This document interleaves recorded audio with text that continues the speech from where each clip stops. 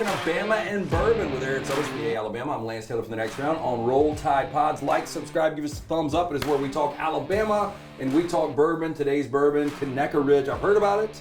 It's obviously local. Yep. Never had it before, though. I have not. I like the bottle. I like the indentation on the back. Yeah, I do too. I mean, this is very simple. I was about to say simple. I like that, though. I do too. It tells me you're standing on your product. And I'm back drinking. How about that? How about, where we go? Yeah, so I told you I was really low-key on Friday. I thought I would be a little wilder than I was. I had 3 bourbons when I got home, watching a couple of movies with Jack, and it was fantastic.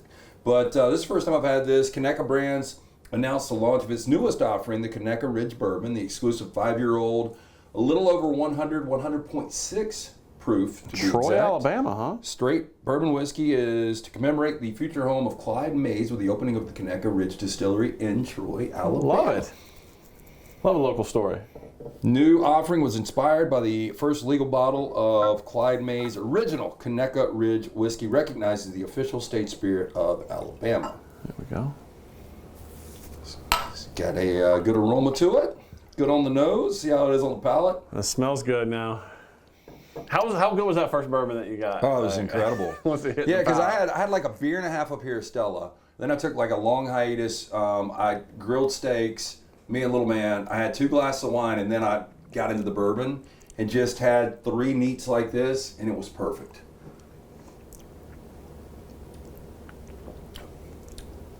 That hits a little bit. So this release, 5 years old, non-chill filter, bottled at a respectable 100.6 proof. Boy, we have gone, if 100 is our Mendoza line, we've gone a little over, you know? This season's been spicy. Yeah. So it says, despite the higher proof, bourbon shows a fairly restrained nose, offering general notes of lightly roasted peanuts, brown sugar, caramel, vanilla. On the palate, though, it burst to life. I like it. It's good. I like it so far. It's got a little heat, though. You feel it. Yeah. That'll die down. For all the non-bourbon drinkers who just like Alabama, like as you take more and more sips, the less spicy it is. Right. But initially good smell, good looking bottle, everything there. We good dig for the it. collection. Okay, Saturday night, first ever game day in Coleman Coliseum. Then you had the long hiatus to the 7 o'clock tip. Were you at the game? I was. Okay. Yeah. Watching on TV, the crowd looked great. It was incredible. Yeah. I know they lost and it didn't turn out the way that you wanted. I think even the most diehard Alabama fans looks at both rosters and says Tennessee's better. Tennessee's a better roster. Yeah, I mean, look, they're the best team in the SEC. And that's not any slight to what Alabama and Nate Oates has done this season, but the fact that they trailed by 11 in the first half, came back and had a halftime lead, the fact that they took a second half lead, and then just had a 10-minute stretch where they just couldn't score, but they did an incredible job on Connect. And listen, the crowd was unbelievable. Yeah, I mean, they willed that team. I agree. Look, so a team that is, the Achilles heel is defense for Alabama. And look, if you would have said Tennessee scores 81 and Connect, to your point, goes 13 points? Yeah, 13 points, 1 of 7 behind the arc. That might be the blueprint moving forward on Connect. Yeah. Like, what did Alabama do to limit this guy coming off a 39-point And performance? Alabama picked his poison. They were going to double Connect, and they were going to take their chances on when the ball moved around, and Tennessee was going to get some open shots. And Tennessee went a long time. I think they missed 18 of 21 at one point. Yeah.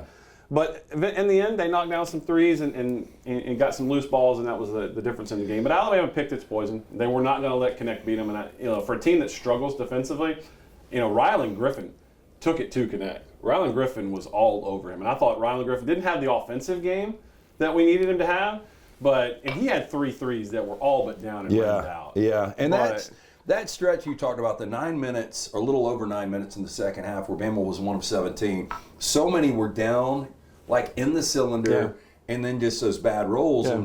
And I brought this up earlier on the next round. Latrell Wrightsell, who has now missed 4 consecutive games. You just feel like, and I was just waiting for Alabama to make back-to-back baskets, and it felt like they had that game.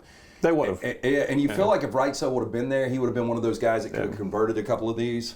But how about this? In the last 2 games, Davin Cosby at Ole Miss hits 5 threes. I think he hit a couple. Yeah, he was 2 of 4. He had 4 shots, and I think all he shoots is threes. And he's a guy that before that, if you had told me who's probably getting in the transfer portal, and I'm not saying anything that I know behind the scenes, I'm just saying strictly playing time and who's a guy that may be looking to go somewhere else.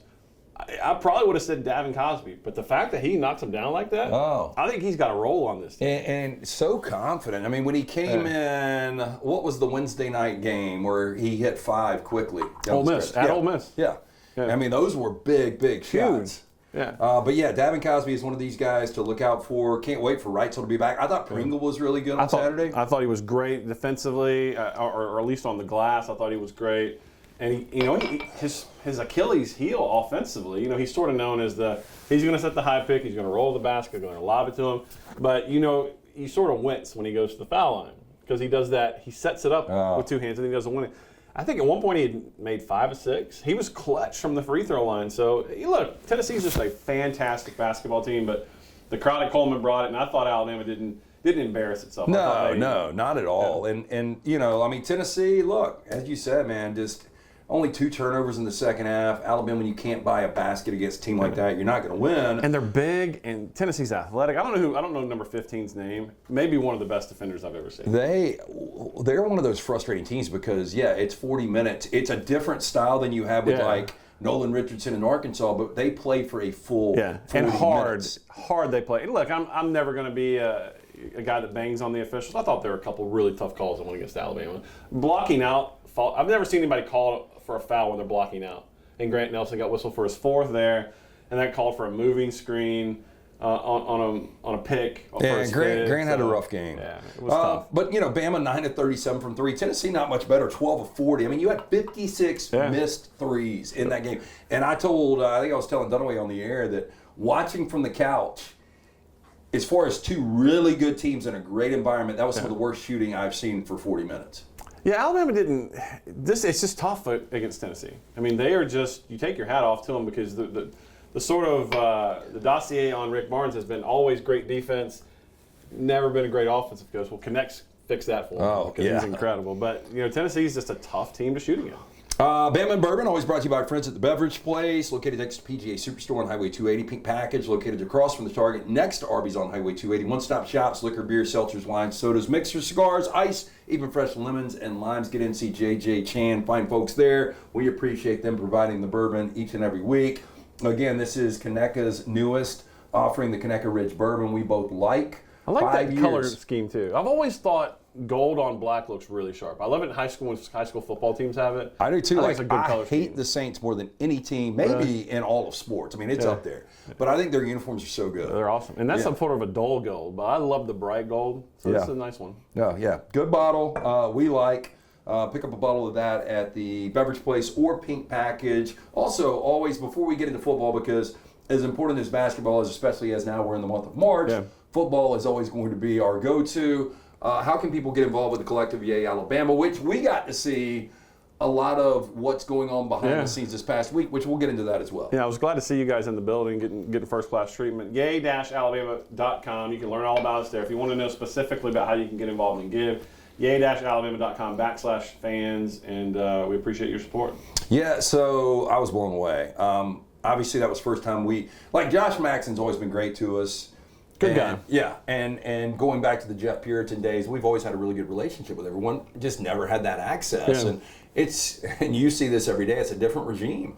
It's a completely different world. In that building. And people, there's going to be some people that are going to be critical, and I don't think it really takes the next level of criticism unless they start losing games. That's what it's going to come down to, wins and losses. But the dude's 104-12, and he's done it this way. Yeah. This is the culture he's had. I love the fact that Alabama did not go out and try to hire another Nick Saban 2.2. That's the trap they fell in post-Bryant, and we know how that worked out for the better part of 2 decades. Yeah, this is going to be, outside of John Wooden to Gene Bartow, this is going to be maybe the most difficult follow in sports history. And I don't care who they would have gotten. Lance, they were not going to be Saban. Yeah. Because it's never been done. So I like the fact that Alabama went out, not that they purposely sought out the exact opposite, but they went out and just let the search go to the best candidate.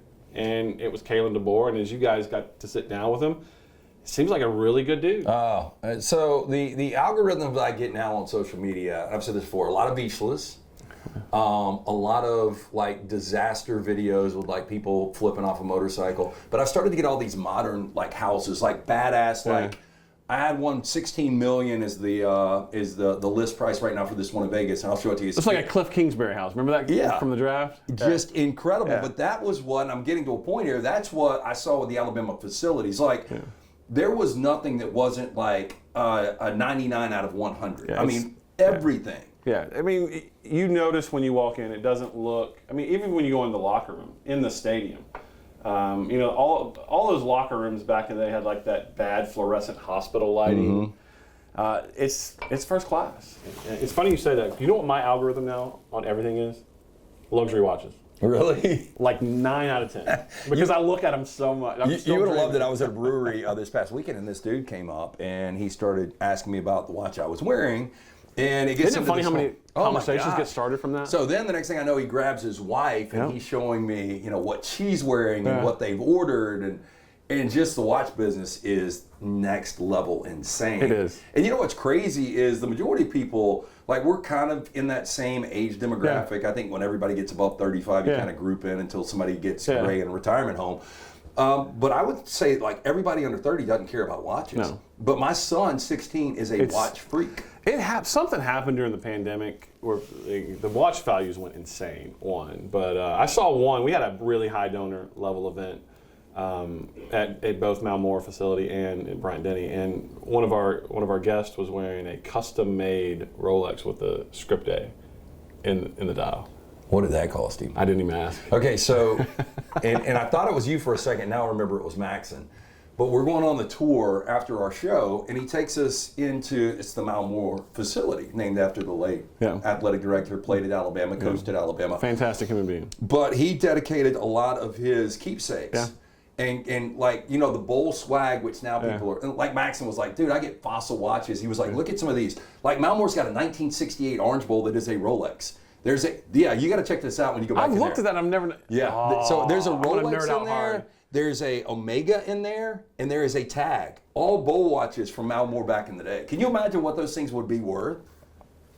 Insane. Yeah, because I hate to hijack the conversation, but it's insane how much of my timeline is luxury watches. Yeah, well, anyway, back to that. I mean, the facility was just absolutely incredible. And the accessibility now to be able to come in and sit down with Kane Womack, to sit down with Nick Sheridan. Impressive guys, right? Yeah. And you guys already knew Womack. Yeah, we knew Womack, and we've had him on a few times. That was the first time ever sitting down with Nick Sheridan. The thing you really see about these guys is how genuinely nice they are. Now, again, they've all had success. I mean, Kane was having success at South Alabama. It's amazing that he left that to go join Kalen DeBoer again on this staff.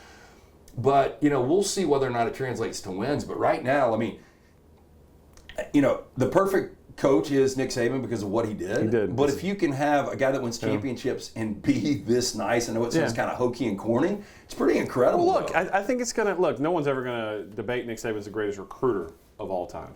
But I think that's going to translate in recruiting. You talk to any coach and they will say, you can coach a guy hard when he knows that you care about him. Yeah, and you know this, man. I mean, just over the last couple of years, I mean, guys will be like, okay, you bitch and complain about me, I'm out the door. Yeah, I've got somebody else that will take me. Yeah. So they're not going to. And I think there's bad to that. I think there's some good to it. Yeah. Well, we had the event we had Saturday. He sat there and he told us, look, we understand how the portal works, but we're going to do everything non-monetarily wise to make it very difficult for a guy to walk out the door. By the way we treat him, by how we invest in him, and by how much they know we care about him. And so he goes, I want it to be an excruciating decision if it comes down to money, because we don't want a guy leaving. We're going to make it very difficult just based on how much we care about them. So it's I don't want to say it's like you said, warm and fuzzy, but there is a genuine element to that coaching staff that's a little different. Well, and they seem engaged in the moment. There are so many coaches now, and look, for good reason, some of these guys, they're so cliched because they don't want something to go viral, say the wrong thing. Yeah. So they are a little guarded, but at the same time, these guys also were on such a schedule, and they were like, they didn't want to do interviews. And you've done radio before, and you'll see like some of the handlers like, last question, that kind of thing. It wasn't like that. With DeBoer, he sat down for 30 minutes, and not only that, when we were done with the show, he got pictures made with all of the not on-air staff, other people that came down, individually met them, learned their name, and then sat there, because we were talking about Mount Rushmore, him being in South Dakota. He scrolled through his phone and was showing us old pictures, just hanging out for like 15 minutes, and I was like, this is so surreal, because this is, not only is it following Nick Saban, it's still a standing SEC coach. You just don't see this. You don't, and he did the same thing at our event. He talked to everyone. It never felt like he rushed anyone. And I'm not talking about people who are just giving a lot of money. Obviously, you're going to take care of your best customer, so to speak. But people behind the scenes who help us put on the event, he took a picture with them, and then he wasn't rushed out of there. He stood and talked to them like they were real people. And it's just sort of refreshing that you forget, like, there are different ways to prepare a meal, right? Like Nick Saban had his way, and no one's ever going to question it. But there are different ways to cook the same meal. Right. You like in a franchise you pulled for in the Tampa Bay Bucks, it was like Tony Dungy, like just like the nicest guy ever. And even when Tampa was really good with Dungy, it was hard to dislike them because of him. Yeah. And I think this is going to be difficult for some. Obviously Auburn, Georgia, Tennessee, those fan bases are always going to hate. Yeah. But I think from afar, like if you're a Michigan fan and you're watching Alabama and you got so sick of the dominance, even if Kalen DeBoer is winning, it's going to be difficult to dislike that guy because he is so genuine. You know what's been weird in the postscript of Saban is how now people that supposedly hated him before now grudgingly respect him. They come out and say it. Yeah, isn't that the way it works? Well, now he's not. That's like Tom Brady, though. So many people hated him, and they're like, well, now I love him because he doesn't. There's not on the sideline to beat your favorite team. That's exactly what it is. Okay, so spring ball does start up today, and so this is when we really start to hear some of the stories and different schemes this new coaches, the new coaching staff is implementing. We had Alex Scarborough on. I know you know Alex used to work at ESPN. Now he's with On3 or 24/7, one of those two.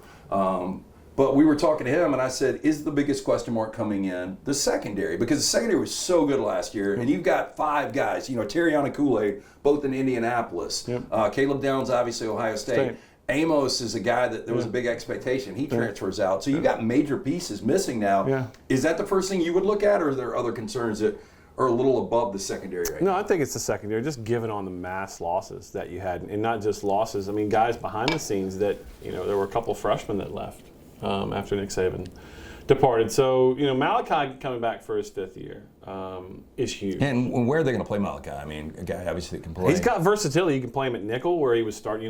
You forget back his freshman year, he played nickel over Brian Branch, who's doing really good things. So will Malachi be the star? I mean, I think you can play him at safety. I mean, there are a lot of different places you could play him. And I just think I'm curious how it all fits together. Damani Jackson, by the way, I watched him a lot at USC. Didn't have a lot of help, but he's a good corner. Well, I got to see him up close on Saturday. What do he look like to you? It looks good. Yeah. One thing I will advise anyone who wants to feel good about themselves physically, don't stand next to Justice Haynes or Jahad Campbell or Malachi Moore, because you're just like looking at their arms and you're like, well, they were born with definition, crazy. And walking in that weight room and just seeing how competitive that is, and just how over the top that whole, like I had, and I'm a guy that likes to work out. I had to get the hell out of there, though. You know how this time of year people are like, man, I could go run a sub 540. Go stand next to a college athlete, and just disavow yourself of that notion real quick. Oh, well, you have no shot. Well, put into perspective, Spencer Rattler just ran a 5 flat 40. And this is a guy that, I mean, he's a really good quarterback at times. You saw what he, did from Oklahoma to South Carolina against teams like Clemson and Tennessee. And that guy, I would have thought he was a lot faster than a 5. That does put it in perspective. Well, guys love to go, remember themselves at their peak in high school. But look, these people, like guys at Alabama, I'm shown reality daily because I stand next to them, and I'm 6'3", 215, 220. I don't have a lot of muscle definition, but these guys are incredible athletes, and I don't have any high school Rico's uncle or Uncle Rico, and I could never have done anything close to what they're doing. Hey, look, you are getting with the you're building muscle now that you've lost all this weight. Why don't you just jump in there and just train with Alabama? Man, I got a trainer now, and he had me do pull-ups.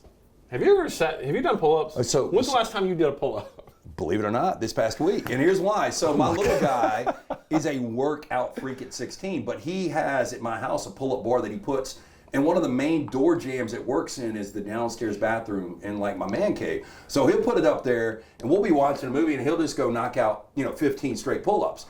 But my God, they are so difficult. And you're sort of a similar build to me. I don't know about you, but I have a super long torso, so my arms are long. Yeah. So it's harder for us as it is, and that's not an excuse. But he had me doing pull-ups today till to muscle fatigue, exhaustion, till you could. I left there like, man, I'm going to feel this. Well, that's the true, like, I do a ton of push-ups. Yeah. Pull-ups are much more difficult, but push-ups are still difficult, especially when you're talking about the longer arms. But anytime you're, like, using your body's weight, It's that's incredible. really a good workout. Now, I can't We're on recommend. some weird tangents here between watches and It's workouts. they love it. They know they're going through life too. The best part of it is just working out. Like, I told you guys in private, like I'm not trying to win the beach Olympics taking my shirt off. I got 2 little boys. I want to be able to play with them. Yeah. Range of motion, flexibility, some strength. Because as you know, as we get older, we start make it to their muscle. high school graduation Exactly. where you can still walk. The offensive line's got to be a question mark too. Like in the Interior is going to be strong. I think it might be one of the best in the country. No doubt. And I think Huff is a loss taking off and going to Seattle as well. It is. But you got to figure out who those tackles are. You think you got your center figured out, right? With Parker, is it Brailsford, transferring in from Washington. So interior, I think Alabama's pretty solid. I really do. You just got to figure out tackle. And it's the edges, and that's where, look, all respect due to the Pac-12, and they do have some good teams. They're not going to see the athletes week in and week out in Seattle. They're going to see in Tuscaloosa on the edge from defenders. And so you got to figure that out. And so that's what they'll be working. But look, I think they had done a fantastic job of recruiting some big-bodied guys out on the edge. And so it's all about getting them up to speed. It is Bama and Bourbon with Aaron Suttles from Yale, Alabama. I'm Lance Taylor from The Next Round. It is on Roll Tide Pods. Like, subscribe if you know anybody that likes bourbon. They like Alabama sports. This is the show for them. It is brought to you by The Beverage Place, Pink Package, both located right off Highway 280. Liquor, beer, seltzers, wines, sodas, mixers, cigars, ice, even fresh lemons and limes. They open early. They close late. I give you credit all the time, Caleb Downs. You were the first to say, look, this might be the best player on the roster before they even took the field in September. He ultimately played out. He was that guy. He was incredible. And just, what hurts the most is, especially in my current role, look, you're not going to be at Alabama if you're not a phenomenal athlete. We all understand. But it's the good kids behind it. Look, and Caleb was just class. And he, talking to Kalen DeBoer, he told us, Caleb was he gave Alabama a shot. Like, he sat there and he met with the coaching staff. It's just, he felt like he could be developed at Ohio State better, ultimately. But I think they're really going to miss him. But they got a bunch of great kids like that. You guys know Tyler Booker, fantastic football player, great human being. Oh. Justice Haynes, as I've gotten to know him, same thing. So there are a bunch of other guys, but as it pertains just to the secondary, that is a huge loss. Yeah, but you want these guys that want to play for that script A, going back to that. And Tyler Booker is one of those guys. And I'm not going to pretend to know Justice. I've never even interviewed the guy. You guys are going to love him when you get him. Does he seem like one of those guys, though? And I hate to say this because I come from a really bad family. And so some of us, we can't help it. But you can tell the kids that grew up with 2 parents in a nuclear home that were raised the right way. I mean, it's like a blinking sign. You can absolutely, that kid's got it. And obviously he was born with fantastic genetics and DNA. He's got all of that. But he's a fantastic human being. He's going to do things the right way. Here's what I was going to bring up with Caleb Downs. You were the first to really tell us, watch out for this guy. You have kind of said this about Ryan Williams when he was getting recruited. Oh, I can't wait. And now this guy is going to be out there, and he's supposed to be a high school senior next year. But do you assume, like, this guy, I don't want to say he's going to be Alabama's best player because there are some really talented guys on this roster. But is he maybe a top 10 guy when we get out there in September? I'd be surprised. Look, and you brought up the main point in this discussion is that he's 16 or just turned 17, I think. That's crazy. And so he won Mr. Football in the state of Alabama at 15. We're not talking about North Dakota. No disrespect to North Dakota or somewhere where they play 8-on-8 football. This is Alabama, where we pump out Power 5 players like it's nothing. And he won Mr. Football at 15. Obviously, there's going to be, right, you're raising your level of game. But in terms of guys that want to be at Alabama, that's going to represent Alabama the right way, I don't think I'm divulging it. He showed up to our event on Saturday. Didn't have to. Just showed up because he cares about it. He's in Tuscaloosa all the time. So he's recruiting. Jim was at our event for National Signing Day, and I can't wait till you guys get Jamarcus Shepard, the wide receiver coach. Phenomenal guy. You guys are going to love him. It's hard to believe only 1 or 2 guys along with Nick Sheridan actually came with Kalen now, right? I know, but and they were fighting tooth and nail to hold on to him. I got to interview him for a half-hour huddle, which is up at Yale, Alabama, but he did this thing at signing day. Each position coach got up and talked to the crowd and sort of talked about the class they had just signed, and he went up and named every wide receiver except Ryan Williams and faked like he was going to walk off to the crowd. He's like, Oh, there's another guy you guys may have heard of. They know what they have in Ryan Williams, and you hate to put any pressure on a 17-year-old kid, but he's got it. I mean, Alabama football, when you start getting to the 6A, 7A, is high-level football, and he dominates. He dominates at when he's on returning punts, returning kicks. I mean, I can't wait to see him and Kalen DeBoer and Nick Sheridan's offense. Before we get out of here, two things. I'm going to close on basketball, but what are you looking for the most in spring ball this week? Oof. This week in spring ball. Do you think Austin Mack's going to be number 2? I don't. I think he's a year away. And the only reason I bring that up because he was an early enrollee too. He was, but he has a guy that has been in their system, and it seems like they're really comfortable. And they love him. Yeah, they love him. Because you heard if Penix goes out, Austin Mack would have been in, even in a national championship situation. I haven't had any conversations, but I can tell a lot from actions, and the fact that I'm not saying they let Julian Sain walk, but they feel good about Austin Mack. I still think physically he's a year away. I like Dylan Lonergan a lot, and the previous coaching staff liked him a lot. And I've been told that just watching film, they think he's got the livest arm. Well, there were people, that South Florida game that was kind of although it wasn't a loss. If he was a sophomore, he would have been quarterback last year. Well, and see, there were people that were like, why is he not playing? Because guys like you had told us how good Lonergan looked. He's good in fall ball. I think Jalen, and I think they're intrigued. Look, he's just got skill sets that are uncommon. And I think with some coaching, they're going to give him every opportunity to go out and be Michael Penix 2.0. I'm not saying he's going to be a first-round NFL draft pick, but I know they're excited about his potential. I do think – I'm curious to see if Dylan's quarterback number 2. I kind of think he will be. Okay, so back to Alabama basketball real quick. Obviously, tough loss on Saturday, and it looks like the regular season championship's probably escaped now. Yeah. But 2 more games, go to Gainesville, and then you host Arkansas. How do you think they end up on those 2 games? Man, I think it's tough to win at Florida, although Florida just dropped one, didn't they, over the weekend that they shouldn't have dropped? Still a good team, especially in Gainesville. They are, and it's a style that I think is going to test Alabama. And if they can win that one, that tells me a lot about the maturity of this year's team. Because you got to think Arkansas at home is probably a W. So you lock up that number 2 seed. You're playing Friday night in Nashville as opposed to Saturday or Friday afternoon. So I kind of think if you had to ask me, I think Florida's going to win. Just the way the season is going and how difficult it is to win on the road. In the SEC, I would sort of favor Florida in that matchup. But if they get Reitzel back, that's a huge, huge boost. Yeah, and if Bama ends up being a 3 or a 4, it's one of those. If you're able to win in Gainesville, that's almost like winning one of these Sweet 16 games on a neutral site. Yeah. So I do think this is a big game coming up Tuesday night for Alabama. We'll see where everything kind of filters out before we go to Nashville next weekend for the SEC. You guys going? We're still working on it. I think we'll probably end up there at some point. But Bama and Bourbon, Conecuh Ridge, the 5-year-old 100.6. You can tell I hated it. Bourbon. Just absolutely hated it. Pick up a bottle at Beverage Place or Pink Package before we get out of here again. Yay, Alabama. How can people get involved, get on board, and help out with the NIL? Listen, I tell people all the time, the most direct way you impact winning and losing right now in the current college athletics landscape is supporting NIL.